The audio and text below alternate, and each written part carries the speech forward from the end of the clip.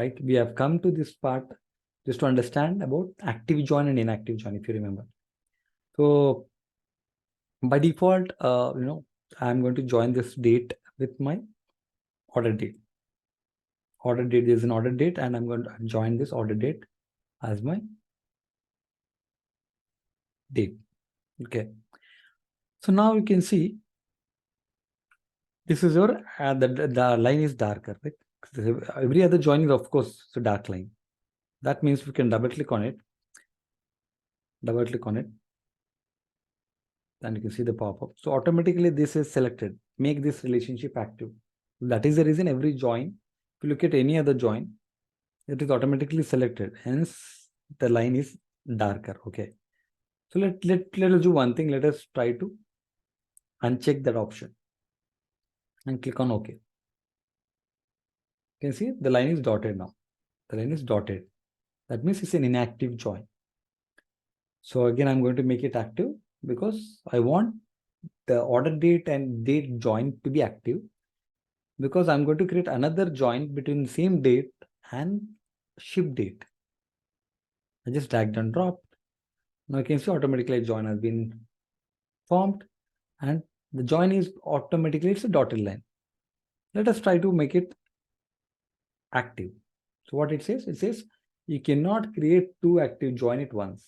System will not allow you to have two active joins at once. Okay. It's like, it's like, typical example that I give.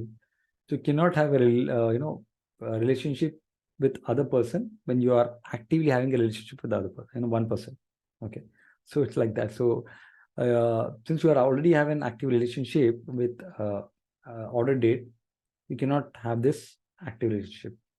Either you need to end that relationship and have this as active, or make that as inactive and make it active, right? So that is how it is. So that's the easier way to remember. And there's another method that we can use. So then what is the reason, like what is the use of this inactive join?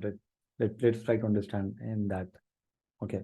So now let's go to the canvas area and let's try to bring in some insights. Okay. So let us try to add a date. I just dragged and dropped a dates from dates table, the newly created dates table. I drag and dropped a date column. By default, the date column will come as year, quarter, month, day, because it has got all the granular level data. So, and you can see this is how it comes up when you pull the date. So if you want only the date part of it, you can also select this drop down and select this date. Automatically, the values will only show up the date value. Okay. So now, having said this, what I'm going to do is I'm going to quickly get this total revenue. Okay, this is my total revenue. So this is not the ideal way to use your metric directly. Rather, we create a measure, DAX measure to do that. Okay, so we write a measure to do that. So we'll learn all of that in our DAX session. So what happened? So you can see on January 1st, there was a sales. It's basically, you can say a revenue or a sales information. The total sales. So on January 1st, we had 90,000 sales. Like again, on second, we have these many sales. So by default, what is this date resembles to? Any thoughts? By default, this date resembles to order date. That means whatever number of orders have been placed on these dates, this is the sale related to that order. Like let's say on January 1st, you had 10 sales. That means this is the amount that has been, generated by selling those 10 items. Okay. It's all about order date. So now you understood what is this. By default, since it's an active join, when you pull this date, you're getting the order date there. You are not pulling the order date from here. Rather, since you've joined it with the order date, the date that you are getting here is sequentially the order date that we are getting here. Okay. So when do we use this ship date? When do we even use that inactive join? There is a special case. Okay. I'll first explain before we implement that. There's a special case. Okay. Okay. The special case is that you can use relationship DAX function. So this inactive relationship will be used only when writing a DAX formula called use relationships. When you write this formula, we can use this inactive relationship. Otherwise, there is no use of this inactive relationship. Okay. So the use relationship filter within the calculation forces Power BI to calculate the sum based on the dates listed in the ship date column. So do not worry about this statement. We will be discussing more on this in our DAX sessions. So right now you just understand what is going to happen. Okay. So I'm going to just try to implement the same formula. Okay. You can see there's a calculate function and the sum of this and use relationship between a date and ship date. So I'm going to write a measure. So do not worry about how I'm writing this. We're going to write this measure step-by-step fashion in our DAX session. But now to demonstrate this use relationship function, to use this inactive relationship, I'm going to write that. Okay. Okay, I'm going to use this calculate function and I'm going to use sum function to use my total revenue. And I'm going to bring in this use relationship function, and I'm going to call dates table date and ship date.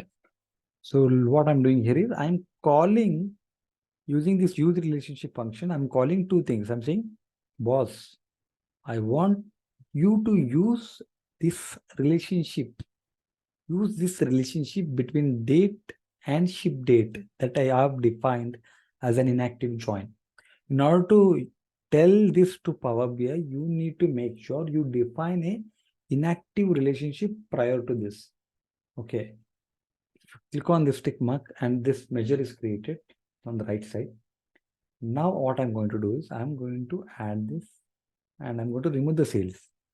Okay, I've added a newly created formula. Now what happened? The dates have gone. 1 to 4 dates have gone. Why is that? And also you do not see that 90,000 it was coming in, right? Why is that? Because the date that you are seeing now is, it's basically ship date sales. So actually the sale information that you're looking at is ship date sales. That means on 5th January, whatever has been shipped, whatever items have been shipped, those sales you are seeing, ship date sales. So we call it as a ship date sales. Okay, do not worry about all these complexities. Right now the focus is to be understanding how this inactive join will be used in DAX. That's all. So when you learn DAX, you understand what I'm talking all this. So I'm not going to dive deeper into these technicalities of understanding the sales, ship date sales, and order date sales and all. So the idea is to understand, we call the inactive relationship like this. So let's say we delete this inactive relationship now. So the data doesn't work because the formula works only when you can see it throws an error. The formula works only when we have an inactive relationship. Otherwise, you are not supposed to use this function. It throws an error. Okay. It clearly says you can only use this two columns referencing participating in relationship. Okay. Hope that is clear.